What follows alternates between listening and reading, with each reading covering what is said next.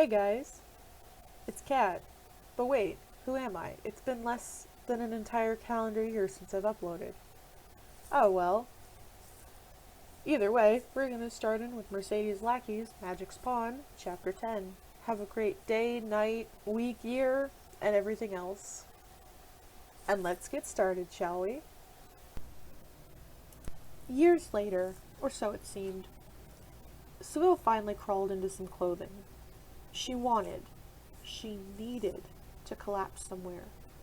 Wanted rest as a starving man wants bread, but dared not leave Vanyel alone. She finally dragged the chair Chasen had been using close to the bedside and wrapped herself in the first warm thing that came to hand, which turned out to be Andrew's fur-lined cloak, intending, despite her exhaustion, to stay awake as long as possible. But she dozed off. Sometime around dawn, and woke at the sound of a strangled sob. She fought her way out of the tangled embrace of the cloak. When she got her head free of the folds of the hood, the first things she saw were Vanyel's silver eyes, looking at her with a kind of accusative sorrow. "Why?" he whispered mournfully. "Why did you stop me?" Seville finally untangled the rest of her, sat up in her chair, and took a quick look around. As she'd ordered, Marduk was still standing weary guard over the door to the rest of the suite, and Donnie was drowsing, slumped against the door to the garden. Vanyel was not going to give them a slip a second time, however unlikely the prospect seemed. It hadn't seemed possible the last time. She gave Marduk a jerk of her head and a mind-sent order, "Out, love, this needs privacy," and woke Donnie with a quick mind touch. Donnie came completely awake as soon as Seville touched her, a talent the Herald Mage envied, and pulled herself to her feet with the help of the door frame at her back. Then both of them left for their own quarters, closing the door into the common room of the suite behind them. Seville got up stiffly, every joint aching, and sat down on the side of the bed, taking both Vanyel's hands in her own. They were like ice, and bloodless looking. "I stopped you because I had to," she replied, "because, Vanyel, self-destruction is no answer.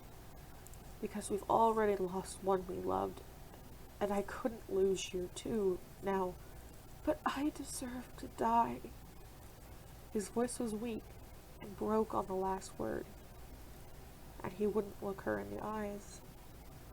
Oh gods, what was going through that head of his? What had he convinced himself of?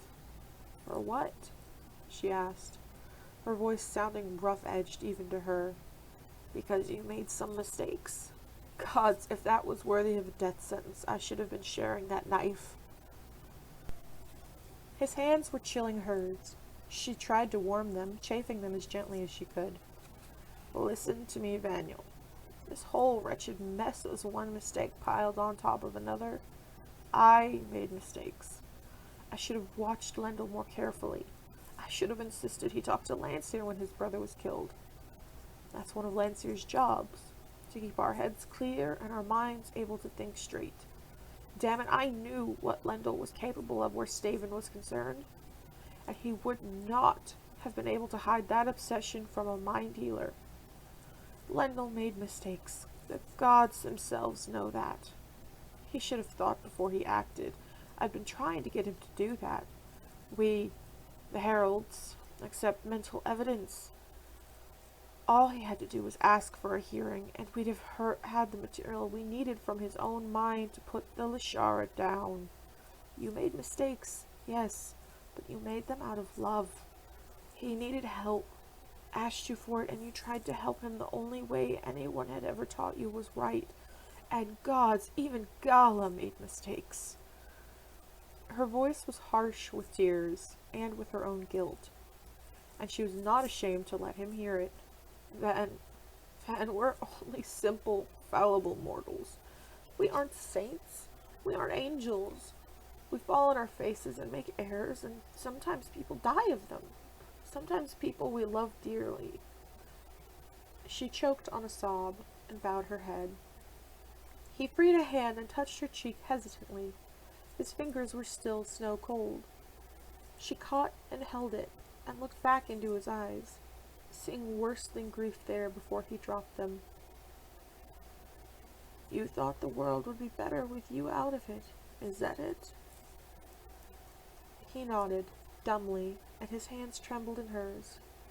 Did you stop to think how I would feel? You were Lendel's love. Didn't you think I'd come to care for you at least a bit, if only for his sake? How was she to reach him when she'd never been good with words? I've buried him today. Did you think I'd be indifferent about burying you as well?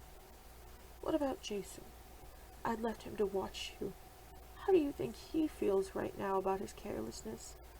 What do you think he'd have felt if you died? And God's help us, what do you think Euphondas would do? I thought she'd find somebody better. He faltered, his voice quavering a bit. She'd die, lad. Companions very seldom outlive their chosen, and she chose you. If you die, she dies. She'd probably pine herself to death, and she does not deserve that. He shrank into himself, pulling even further away from her, and she cursed her clumsy words, her inability to tell him what she really meant without hurting him further. Oh hell, I'm not saying any of this the way I wanted to. Listen to me, you're sick. You need to rest and get well. We'll deal with this later, all right? Just don't take yourself out of this world right now. There are folks who'll have holes in their lives if you go. And I'm one of them. He nodded. He didn't look convinced, but now she had exhausted what little eloquence she possessed and didn't know what else to say to him. So she tried one last tactic. Let me just keep him alive. If I can do that, maybe we can help him. Will you promise me, on your word of honor, that you won't try to do yourself in again? If you will, I'll trust you, and I won't leave guards on your doors. He swallowed, pulled his hands out of hers, and whispered haltingly, I promise. Word of honor. He still wouldn't look her in the face, but she trusted that sworn word. She nodded. Accepted. Now is there anything at all I can do for you? Maybe need to talk? He shook his head, and she sensed his complete withdrawal, and cursed again. Damn it. Just when I need Lance the most, he's not here. Sure? She persisted, even in the face of defeat. That was her nature. Vanyel, you're the only person I've got who knew Lendl from the inside the way I did. If you need somebody to mourn with. He shook his head again, avoiding her eyes altogether, and she sighed, giving up. If you change your mind. Well, rest, lad. Get better. Call if you need anything, mind or voice, either. I'll hear you. He nodded slightly and closed his eyes again, leaning back and turning his face to the wall. That face was as white as the pillows beneath it, and it made her heart hurt all over again to see that lost look of his. She waited for another response or request of some kind, but he slipped right back into an easy, shallow slumber. Finally, she eased off the bed, gathered up Andrew's cloak from the chair, and left him alone. Andrew arrived at sunset in response to her invitation to fetch his cloak and share food and thoughts. They had more than one intimate little supper in their lives, many of them in this very room, but none so gloom-ridden. Marduk and Donnie had gone off to cautiously interview some of Vanyel's circle of admirers to see if there was someone else they could contact that might help to bring him out of his emotional abyss. Seville's hawk-feather masks on the wall behind Andrew's left shoulder gazed at her from dispassionate and empty eye-holes. Candles flickered on the table between them. Neither of them had much interest in the food at the moment. Both their minds were on the boy sleeping behind the closed door behind Seville's chair. "What we need," she told Andrew glumly, eating a dinner she did not taste, "is Landseer. We need his mind healing. The boy is pulling farther away from touching with every moment he's awake, and I cannot get him to let me inside. He's barricading himself again. Different kind of barricade than that old arrogance. But it's there all the same, and Lance bloody would be out of touch right now." He sighed, his breath making the candle flame flutter, and pushed his own food around on his plate with his fork. "I have to agree with you. Is there no chance you can get Lance back via gate?" She shook her head, shoving her frustration back down out of her way. She'd already been over this with Jason, not without knowing where he is. He's not a strong enough thought sensor to read a broadcast sending, and we don't know what route he's taking home. Could be one of half a dozen. If something were wrong with Elspeth, we could afford to send out half a dozen heralds to look for him. But Vanyel just is not that important. Her tone turned acid, or so I've been told. Andrew frowned, and his eyebrows met. He may become that important. I'm shielding him as much as I can, but his trauma is still leaking through. Half the trainees are depressed to the point of tears right now. Gifted bardic, healer, and herald. And it's all due to Vanyel's leakage. "Well, what do you expect?" she countered, letting him see her very real anger. "You saw the strength and depth of his gifts. Even with raw channels, he was broad-sending without knowing it. He has no more notion of how to shield than how to fly. And it's not every day you've got one half of a life-bonded pair left after the other half suicides. If he were trained, he'd be leaking. But nobody else believes how strong he is. They all think that I'm letting my affection for Tylendale magnify everything that was connected with him out of proportion of reality." Gods. He looked up from his plate with one expression of a stunned sheep. "Vanyel and Tylendale? Life bonded?" She nodded unhappily. "I'm pretty damn sure of it. What's more, so are Mardik and Donnie. And if anyone would recognize a bondie, it would be another bonded pair. I expected grief, mourning, the natural responses for a youngster who's lost his first love under rotten bad circumstances. I did not expect to find the kind of gaping emotional wounds I saw before he started shutting me out today. I've never seen that depth of feeling before in anyone, herald or no, except Mardik and Donnie.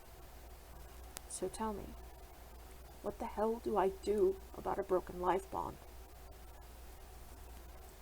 He shook his head, obviously at a loss. "I can't tell you. I don't know. I don't heal minds. I heal bodies. And I don't know of anyone who heals hearts." She sighed and looked down at her congealing dinner.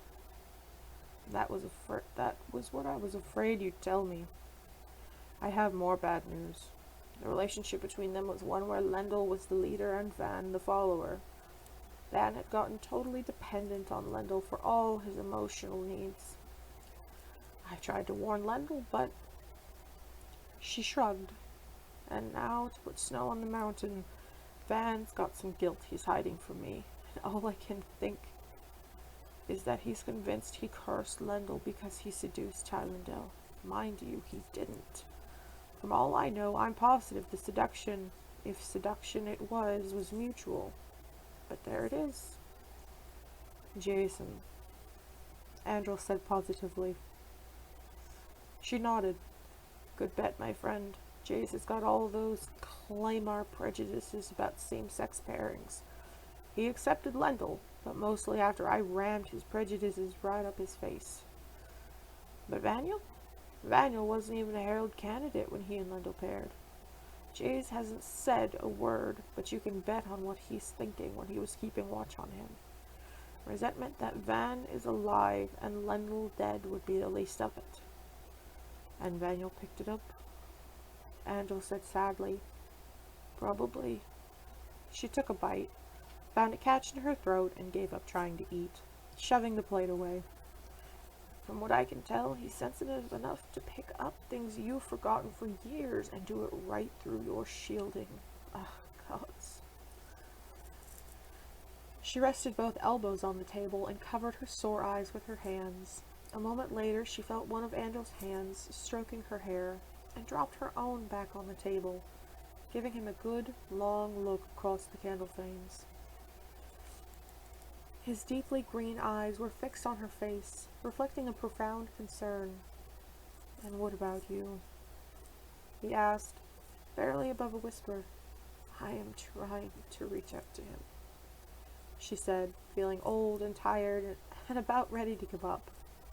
"I think I've convinced myself that none of this was any more his fault than it was anyone else's. I bloody well hope so. Or he's going to be getting knives in the gut from me, too. And he doesn't deserve that. The rest... Gods, I don't know what to do." "That isn't what I meant," he replied, taking his hand away from her hair and reaching for her wrist. "I want to know how you're weathering this. Need a shoulder?" "Want the truth?"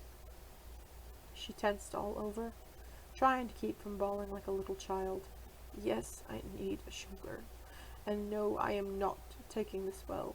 I want Lendl back. And he was my soul son, and I loved him. And I want him back with me." Her voice cracked. She lost the veneer of calm and just dissolved into tears. Angel got up, gracefully, and without letting go of her wrist, he moved around the table and pulled her to her feet, then led her over to the couch and gave her that shoulder she needed so badly. The peaceful night rocked. Vanyel convulsed, wailing. His cry sounded like something in its death agonies and made Seville's hair stand on end. The room trembled. Literally. The walls shook as Vanyel's muscles spasmed. His eyes were wide open but saw nothing, and his pupils dilated with fear. He convulsed again, and the very foundation of the palace rocked. The bed shook as if it were alive.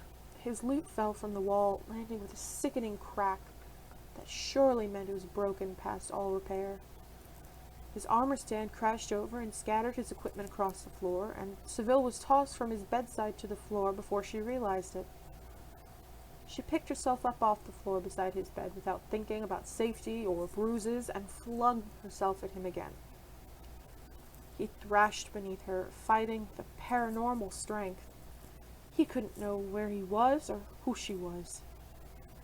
All she could read from him was terrible agony, and beneath the pain, confusion, panic, and entrapment.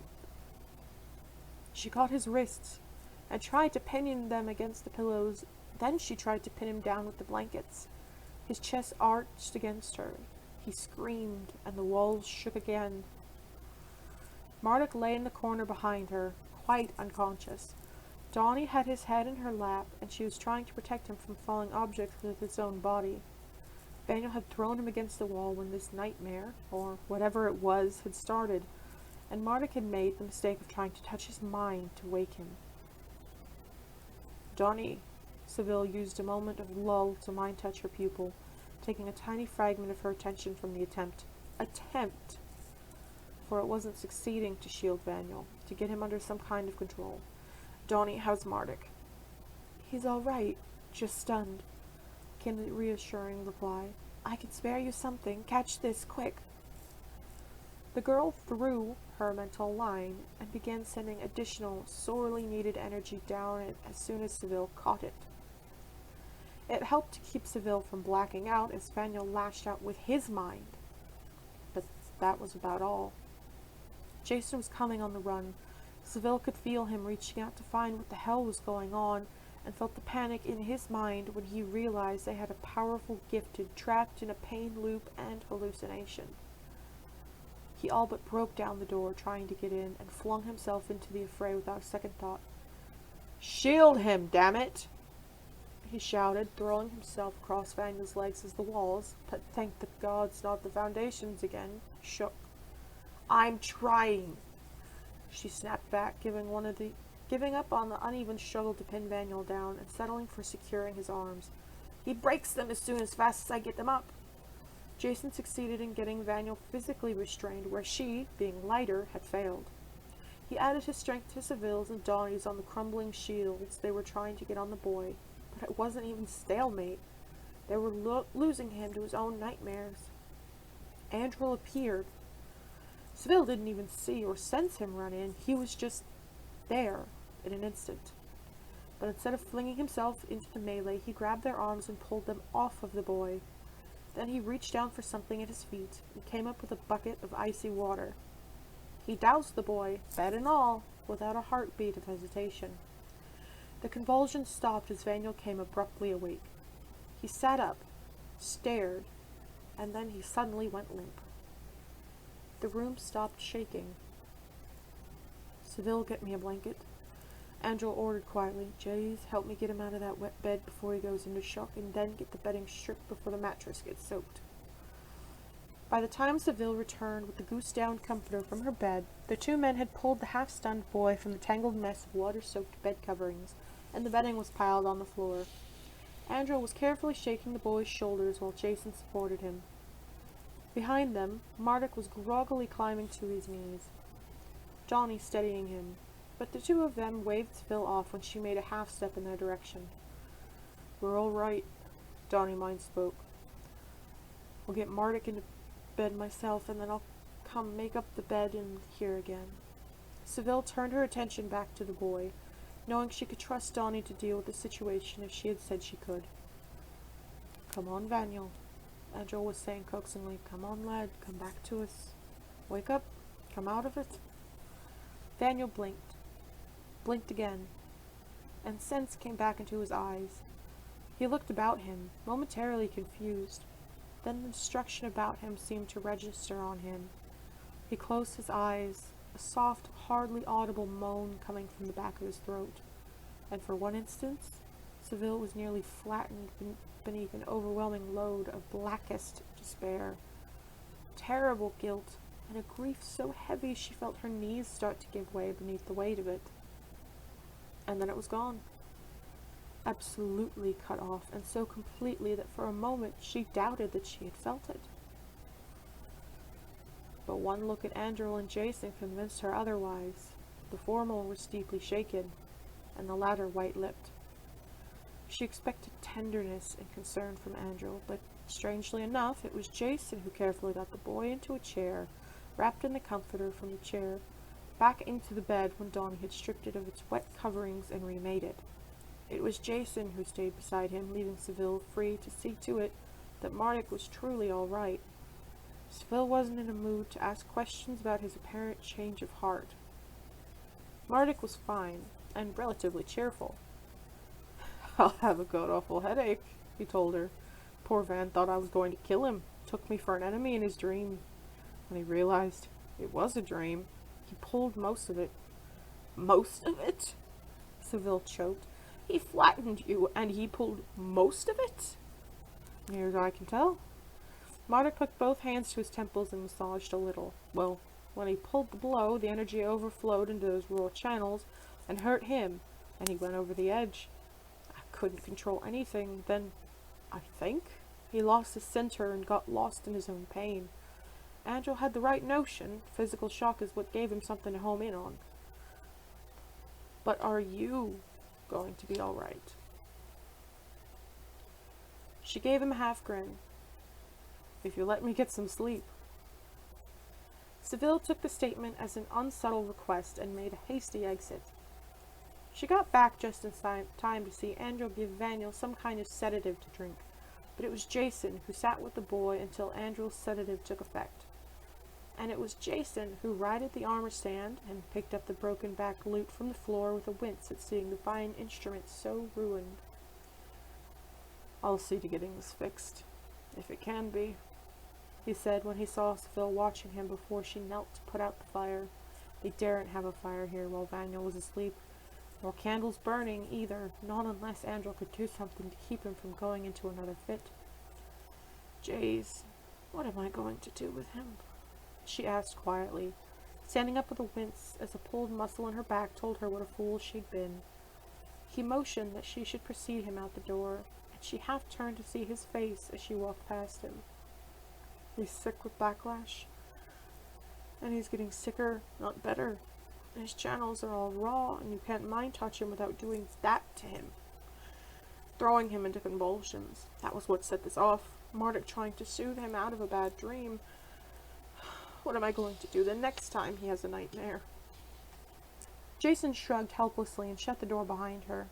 She made a circuit of the common room, setting candles erect and lighting them. If you don't know, be damned if I do. And can we keep him sedated long enough to heal? Angel grimaced, looking as if he'd swallowed something sour. With any other patient, I'd tell you where to put that question. What I just gave the boy was arganel. Jason and Seville were both started with surprise, and in Seville's case, the surprise was not unmixed with shock. Great good gods, Andy! Ease up. He's safe enough. Angel interrupted her, throwing himself down on the couch with his usual lack of concern for the furniture. He groaned, stretched, and then raised an eyebrow at the seneschal's Herald. Jason, may I mention that you have lovely legs? Jason, who was attired only in shirt and hose, and only just now really realized this, blushed a furious scarlet, but refused to be distracted. Arganel, Andy, he began, taking a chair and crossing his legs primly. He's burning it off at a respectable rate, or I wouldn't have given it to him. Angel replied, the benefit of it is that it's a muscle relaxant and a sedative. He won't be able to go into convulsions again, even if you mind touch him. I won't speak for him tossing the palace around, but he won't go into physical convulsions. As for him healing, well, that depends entirely on what you mean. Seville took another chair, flopping down into it with a tired thud as loud as the one Andrew had made connecting with the couch cushion. Seville took another chair, flopping down into it with a tired thud as loud as the one Angel had made connecting with the couch cushions. Physically, she said flatly. Pure physical healing. Backlash symptoms, exhaustion, blood loss. I'll worry about the raw channels later. Yes, I can keep him sedated long enough for the effects of backlash to wear off. For his physical energy to recover and for him to replace the blood he lost. I can combine the arganel with gervain and dole out all the gift senses enough so they aren't so sensitive. That might let the channels heal. I don't know for sure. I've never seen nor read anything like this. Gifts being blasted open like his were. Mentally? Jason prodded, frowning. Emotionally? At this point, I don't think even a lance could help him, Andrew replied sadly. You both felt. Jason nodded ruefully. I think perhaps I picked up something more than either of you, he said, a shadow of guilt crossing his face. He thinks that everything he touches is doomed, cursed, because of what he and Lendl were. And I know exactly where he got that particular poisonous little thought. Only it isn't a little thought anymore. It's as much an obsession as Tyrandil's was. He hung his head and wouldn't look at her. I never thought... He faltered. I never guessed. I thought he was just a user. Seville was not feeling charitable just now. Damn right, you never thought, she snapped. You never thought at all. You're damned provincial. Seville, Andrew said warningly, his head turned slightly to the side, nodding at the door to Vanyel's room. She subsided. If she got angry, Van might pick it up and might set it off again. Sorry, Jace, she finally said grudgingly, not feeling sorry at all. At least you didn't send somebody out to cut their wrists, he answered unhappily. She winced. No, hell, this isn't getting us anywhere. Andy, you think you can get him physically recovered, right? Candlelight reflected in his eyes, which had gone inward-looking. I would say yes, cautiously. Let's worry about that then for a couple of days. I have a germ of an idea. Whether or not I can pull it off is going to depend very strongly on whether or not you can get Vanyel fit to ride. If I can't get him to that point in the next couple of weeks or so, it's never going to happen. What's the chance we can do something about the way he's barricading himself, or even help him get some of his power under his own control? He pondered her question while the fire crackled beside him. Why don't you ask your companions? He may be able to barricade against you, but I doubt he can do much against Yfandes. She pressed her hand to her eyes and shook her head. Gods, why in hell did I didn't think of that? And at the same time, mine said, Kellen? Knowing that Jason was doing the same with Phalar. Here, came the reply immediately. She sent their dilemma in a complicated thought burst and waited while Kellen digested the information and possibly conferred with Phalar and Yfandes. Yfandes says that the bonding is weak, came the reply, flavored with an acid tang of concern. It fades in and out and hurts the boy, sometimes, to speak with her. Can we do anything about it? Jason fell into report. If there was anything other than genuine distress there on Vanyel's behalf, Seville couldn't feel it. Through him, she could hear Phalar. Physical contact, Phalar said shortly. Kaelin agreed. As much as possible, that is. What strengthens the bonding now? Now she cannot help him to get control of what he does. And if the bond is strengthened? Jason asked. Perhaps, said Phalar. A hope, added Kellen. Jason looked into Seville's eyes from across the room and nodded, a little grimly. At this point, they would accept even a hope, however tenuous. Nothing hurt much, now, not since he'd drunk that fiery stuff the redhead healer had given him. Those places inside him, the mind things that had burned so, they still burned, but remotely, as if the hurting belonged to somebody else. He couldn't concentrate on much of anything for very long, and none of it really seemed to matter. Only the empty place in him was pretty much the same. Only that continued to ache in a way the healer's potions couldn't seem to touch. The place where Tylendale had been, and now? But the potions let him sleep. A sleep without dreams. And he'd had the snow dreams again. That was what had thrown him into that fit. Oh, gods, he'd thought. He'd thought they'd never come again. He'd thought Lendl had driven them away. But they weren't the dreams about being walled in by ice, so maybe Lendl had. Maybe not. He couldn't tell. It was the other dream, anyway. Clear, vivid as no other dream he'd dreamed had ever been, and much more detailed than the last time he'd had it. He'd been in a canyon, a narrow mountain pass which the walls were peculiarly smooth. He'd known, in the dream, that this was no real pass, that this passage had been created, cut arm length by magic. He'd known, too, that the magic had been wrong, skewed. It had an aura of pain and death about it, as if every thumb length of that canyon had been paid for in spilled blood. It had been night, cloudy, with a smell of snow in the wind, where he stood in the canyon that narrowed momentarily, choked by avalanches on either side. He'd been very cold, despite the heavy weight of the fur cloak on his shoulders. His feet had been like blocks of ice that edged the canyon walls. He felt a feeling of grim satisfaction when he'd seen that at this one point of the passage was wide enough for 2 men, but no more.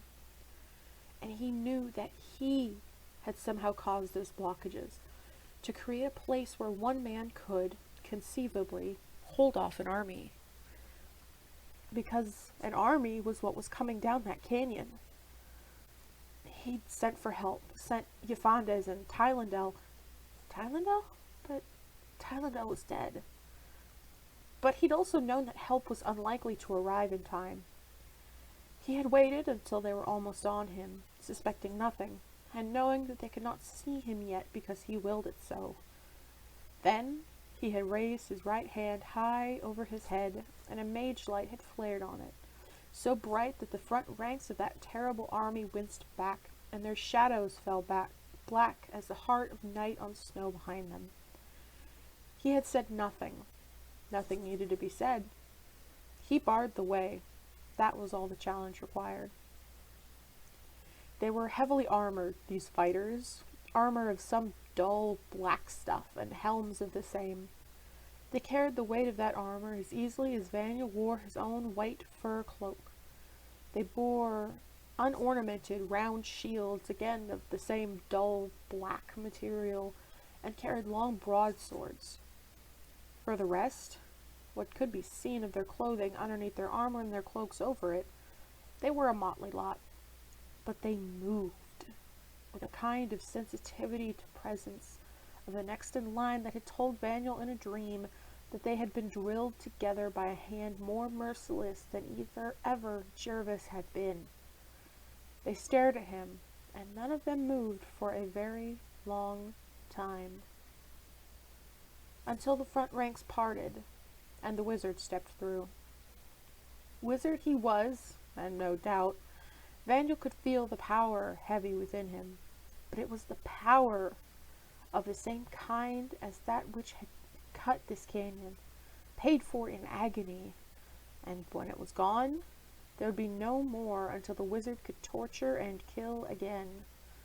Vanyel had all the power of life itself behind him, the power of the sleeping earth, of the living forest.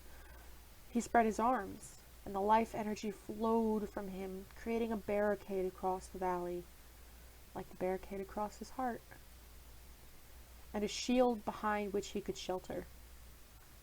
He faced the wizard, head held high, defiance in the slightest movement, daring him to try and pass.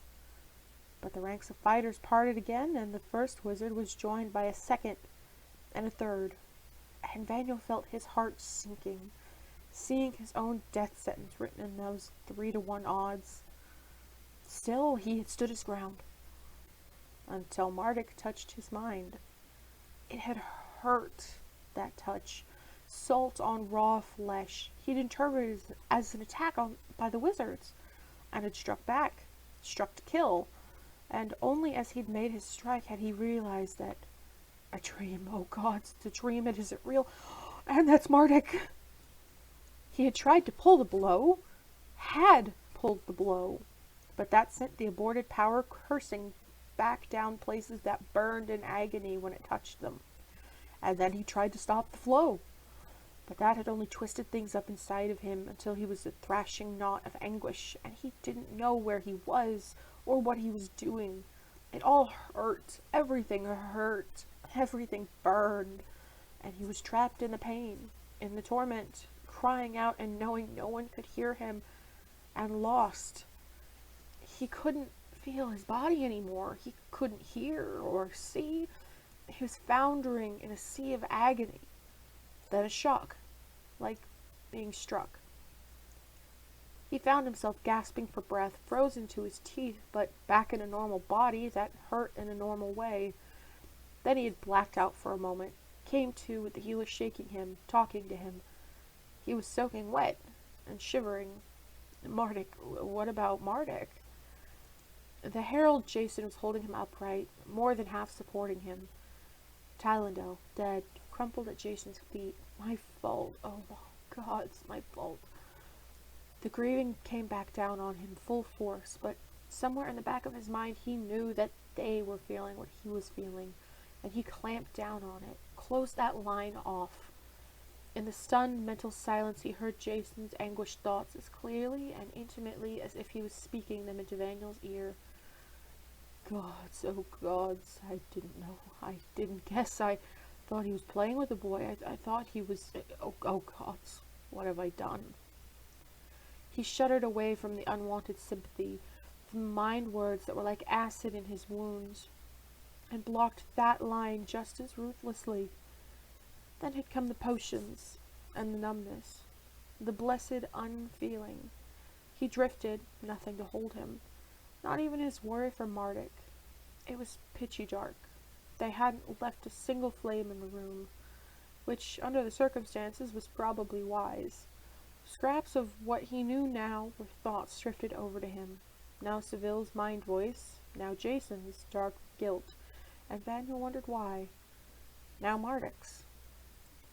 If he had been on his feet, he would have staggered with relief at hearing that last. I didn't kill him.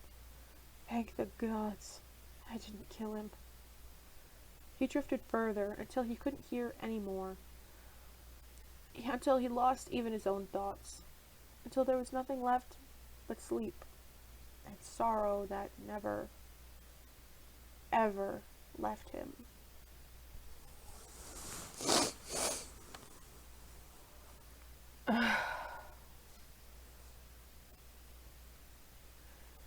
Seville stood beside the garden door with one hand on the frame and prayed. She didn't pray often. Most heralds didn't. Praying usually meant asking for something. And the kind of person that became a herald tended to be the kind that didn't look outside of himself for help until the last hope had been exhausted.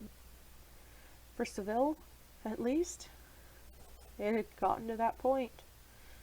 Just beyond the window, bundled in quilts and blankets and half laying against Yfanda's side, Vanyel dozed in the sun, still kept in a sleepy half-daze by Andrel's potions. Jason had carried him out there, with his own mind so tightly shielded against leaking his thoughts that Seville fair saw him quivering under the strain. Jason would be back for the boy in another 2 candle marks, which was all Andrel would allow out in this cold. This was the 3rd day of the routine. There had been no real repetition of the crisis that had precipitated it, but Seville more than half expected one every night. Vanyel sighed in sleep, and one arm stole out of the blankets to circle around Yfanda's neck. The companion nuzzled his ear, and instead of pulling away, he cuddled closer to her. But before Seville had a chance to really take in this first positive sign that the herald-companion bond was taking root in the boy, someone pounded on her outer door. She half turned, and heard Donnie pattering against the common room to answer it. There was a murmur too indistinct to make out. The voice from outside the door strengthened. "Please, I'm Van's sister. Let me talk to my aunt." Seville started, and strode quickly across Vanyel's room, pulling open the door.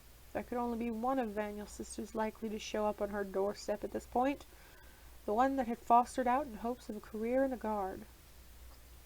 "Let her in, Donnie," Seville said, and blinked in surprise. The girl in the doorway could have been herself at 17 or 18. God help her. No wonder she went for the guard, Seville thought irreverently. She's got that damned Askevron nose. Evidently, the same thought was running through the girl's mind. "You must be my Aunt Seville," she said forthrightly, standing at what was almost attention in the doorway. "You have the nose. I'm Lissa. Can I help?" Seville decided that she liked this blunt girl. "Perhaps. I don't know yet. First, Lissa, come in and tell me what you've heard." Lissa turned away from the garden door with a shudder. "He looks like he's been dragged through the 9 hells face down. And at that he looks better than he did 3 days ago," Seville replied. She would have said more, but there was another pounding on the suite door, and a voice she knew only too well rumbled angrily when Donnie answered it. "Like bloody hell, she's too busy," Lord Within Askevron snarled. "I didn't bloody ride my best horse to Foundering to be put off with a too damned busy. Now where in hell is she?" Seville, with Lissa at her side, strode across to the door, flung it open, and stood facing Within with her back poker straight, feet slightly apart, arms crossed over her chest. "What do you want, Within?"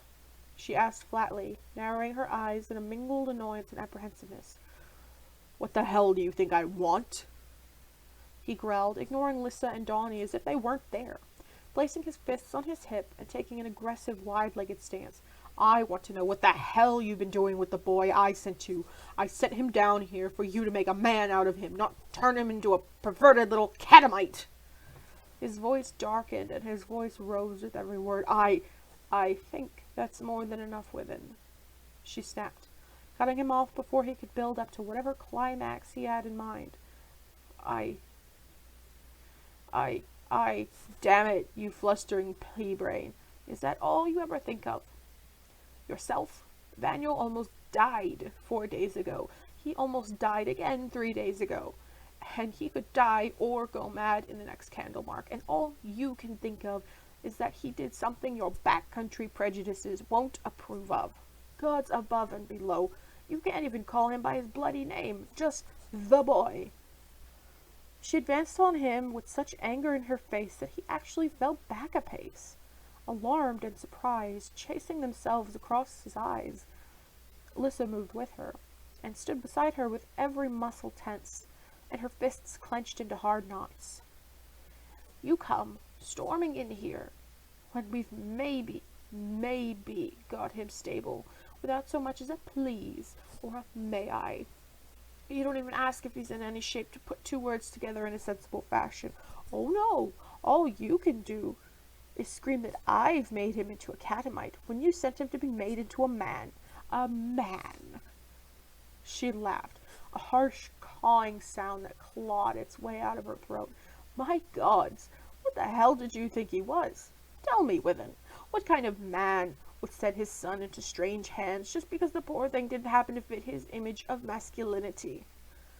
When Seville ran out of things to say, but Lissa hadn't. What kind of man would let a brutal bully break his son's arm for no damned reason? The girl snarled. What kind of man would drive his son into becoming an emotional eunuch because every damn time the boy looked for a little bit of paternal love, he got slapped in the face? What kind of man would never take anyone's word over his son's with no cause to ever think the boy was a liar? Lissa faced down her father as if he had become her enemy. You tell me, father, what right do you have to demand anything of him? What did you ever give him but scorn? When did you ever give him a single thing he really needed or wanted? When did you ever tell him he'd done well? When did you ever say you loved him? Within backed up another 2 paces, his back against the wall beside the door, his expression that of someone who had just been poleaxed. Seville found her tongue again. A man. May all the gods give you what you deserve, you fathead. What kind of man would care more for his own reputation than his son's life? She was backing him into the corner now, unleashing on Within all the pain and frustration and anger she'd been keeping bottled up inside her over the past week. He'd gone pale, and started to try to say something, but she cut him off. Let me tell you this, Within, she hissed. Everything that Vanyel's become, you had a hand in making, and mostly because you didn't want a son. You wanted a little toy copy of yourself to parade around that people could congratulate you on your bedroom prowess. You helped to make him what he is, gave him a set of values so distorted it's a wonder he even recognized love when he saw it, and taught him that he had to keep everything he felt secret because adults couldn't be trusted. Now I have 1 boy dead, and 1 a hair from dying, and all you care about is that somebody might think you weren't manly enough to father manly sons. Oh, get out of here. Get out of my sight. She turned away from him before he could see the tears in her eyes. Lissa put a standing hand on her shoulder and glared at her father as if she would be perfectly happy to take a piece out of him if he said 1 wrong word. Seville, he stammered. Said, but I didn't believe it is Vanyel. 1 wrong word, 1 wrong move, and he will die Within, she said flatly, her eyes shut tightly as she re-established control over herself. 1 wrong thought almost killed him. He slit his wrists because he discovered that someone he trusted believed his love was the reason Tylendale died. Are you pleased with what you made? Are you certain? It was certainly the honorable thing for him to do, wasn't it? I'm very gratified to be able to tell you that he isn't yours anymore. He's mine. He's been chosen. If he lives that long, he'll be a Herald trainee, and as such, he is my charge. You forfeited any claim on him, so you can have what you've always wanted. Little Mikhail can be your heir designate, and you can wash your hands of Vanyel with a clear conscience. Within flinched at her piteously accurate words and seemed to almost shrink in size. Sybil, I didn't mean, I didn't want... You didn't? She raised an ironic eyebrow. He winced. Sybil, can I see him? I won't hurt him. Damn it, he's still my son. Lissa, do you think we should? Lissa looked at her father as one looks at a non-particularly trustworthy stranger. I don't know that he can behave himself. Withen's face darkened. You ungrateful little... Lissa shrugged and said to Seville, See what I mean? Seville nodded. I see, but he has a point. Maybe you ought to see his handiwork. She nodded toward the door to Vanyel's room. Follow me, Withen, and keep a rein on that mouth of yours, or I'll have you thrown out. He stopped dead at the garden door and pressed his hands and face against the glass in stunned belief. My gods, he gasped. They said, but I didn't believe them still. Seville, I've seen men dead a week that looked better than that. Lissa snorted. Seville pushed him away from the door impatiently and opened it, flinching a bit as the cold air hit her. She looked back at him. He had made no move to follow. Are you coming or not? She asked, keeping her voice low so as not to startle Vanyel. He swallowed, his own face set and very white, followed her with a slow, hesitant step. She walked quickly to the patch of sheltered, sun-gilded brown grass where the boy was laying with Euphondas. He hadn't moved since she'd left. He didn't seem to notice she was there as she knelt in the harsh, dry grass that pricked her knees through the cloth of her breeches and hose. Van, wake up a little, can you? She said softly, not touching him at all either with hand or mind. Van? He moved his head a little and blinked in a kind of half-dazed parody of sleepiness. Aunt, he muttered. Your father's here, Withen. He wants to see you, Vanyel. He can't take you home. He has no power over you now that you're chosen, and you don't have to see him if you don't want to. Vanyel blinked again, showing a little more alertness. No, it's all right. If Vanda says it's all right. Says I should. Seville rose quickly and returned to where Withen waited uncertainly on the worn path, halfway between the door and where the boy lay. Go ahead, she said roughly. Don't raise your voice, and speak slowly. We've got him pretty heavily drugged, so keep that in mind. You might trigger more than you want to hear if you aren't careful. She followed a few steps behind him, with Lissa behind her, and remained within earshot as he knelt heavily on the dry grass and started to reach out to touch Vanyel's shoulder. She very nearly snapped at him, but Vanyel roused a bit more and waved the blunt fingers away. Vanyel, the man said, seeming at a complete loss for words. Vanyel, I heard you were sick. Vanyel gave a pitiful croak of a laugh. You heard I was playing you to Lyndall's lamb, you mean? Don't lie to me, Father. You lied to me all my life, and I couldn't prove it. But I know when people lie to me now. Withen flushed, but Vanyel wasn't through yet. You thinking I'm preferred unclean or something, and that I'm just as bad and ungrateful as I never pleased you. Damn it, all I ever wanted for you to tell me I did something right. Just once, Father, just one time, and all you ever did was let Jarvis knock me flat, and you kicked me yourself. Lyndall loved me, and I loved him, and you can't stop thinking those goddamn rotten thoughts. Withen pulled back and started to his feet. He opened his mouth like he was about to roar at his son, and that was as far as he got. Vanyel's eyes blazed, his face went mask-like with rage, and before Withen could utter a single syllable, Vanyel surged up out of his cocoon of blankets and knocked Withen head over heels into the bushes with the undrained, half-drugged power of his mind alone. Withen stood up. Vanyel knocked him flat. Lissa made as if to go to one or other of them, but Seville caught her arm. "Look at Yfandes," she said. "She's calm. She hasn't even moved. Let them have this out. Between us, I think Yfandes could keep the lad from killing his father, but that isn't what he wants to do." Twice more Withen tried to get to his feet, and twice more Vanyel flung him back. He was crying now, silent, unnoticed tears streaking his white cheeks. "How's it feel, father? Am I strong enough now? How's it feel to get knocked down and stepped on by something you can't reason with and can't fight? You happy? I am as big a bully as Jervis now. Does that make you bloody happy?" Withen's mouth worked, but no sound came out of it. Vanyel stared at him, then the angry light faded from his eyes and was replaced by a disgusted bitterness.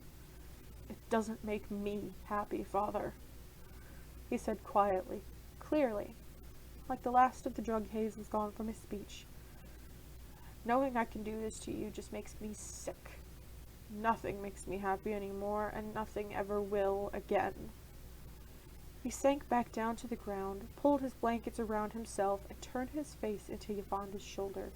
"Go away, father," he said, voice muffled. "Just go away." Withen got slowly and awkwardly to his feet. He stood shaken and pale, looking down at his son for a long time. "Would it make any difference if I say I was sorry?" he said, finally, from the bewildered expression on his face, acutely troubled, and more than that, vaguely aware that he had just had his entire world knocked head over heels, and was entirely uncertain of what to do or say, or even be, next. "Maybe, someday," came the voice, thickened with tears. "Not now. Go away, father. Please, leave me alone." "Dear Withen, I think you are right for once in your life. The boy is not a boy anymore. He never was the boy you thought he was. If you can adapt yourself to treating him as an adult and an acquaintance, rather than your offspring, I think you can come to some kind of reconciliation with him, eventually." "Seville?" Seville looked up. Marduk peeked around Seville's half-open door, uncertainty in his very posture. I'm getting better at reading people." She gave a quick glance out her window. Vanyel was sitting on the bench just outside it, talking with Lissa. Yfandes hovering over both of them. Bless the child. I don't know what I'd do without her. For a moment she forgot Marduk. A terrible weariness bowed down on her shoulders like a too heavy cloak. "Gods, what am I going to do? He's not getting better, just a little stronger. He keeps trying to make me or Lissa into a substitute for Lendl and someone else to follow. I can't let him do that. It'll just make things ultimately worse. But when we try and push him into standing on his own feet, he goes into a sulk." She sighed. "It makes me so angry at him that I just want to slap him into next week. He's had too much of that already. He doesn't really deserve it either. Hellfires, those sulks are the closest he's ever gotten to normal behavior. Oh, gods." Marduk cleared his throat and she jumped. "Oh, I'm sorry, lad. I'm wool-gathering. Must be getting old. Come on in." He edged into the room, crab-wise. "Seville, Donnie and I want to ask you something," he faltered, hands behind his back, rubbing his left foot against his right ankle.